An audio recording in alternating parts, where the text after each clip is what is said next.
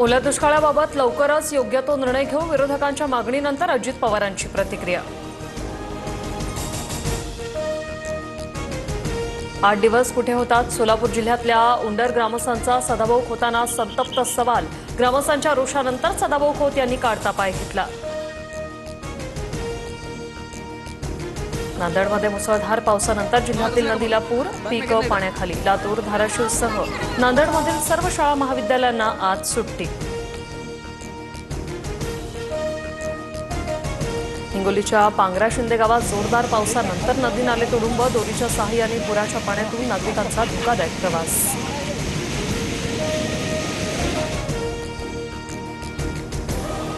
धाराशिवच्या भूम तालुक्यातील पाथरोड परिसरात जोरदार पाऊस, रस्ता वाहतुकीसाठी बंद। ईट आणि पाथरोड गावाचा संपर्क तुटला।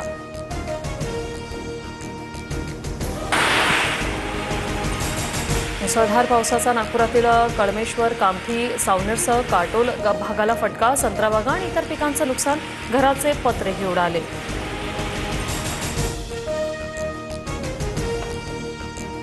बीड जिल्ह्यात पावसाला पुन्हा सुरुवात। बीडला अतिवृष्टीचा मोठा फटका। बीड जिल्ह्याला येलो अलर्ट, शेतकऱ्यांची चिंता वाढली।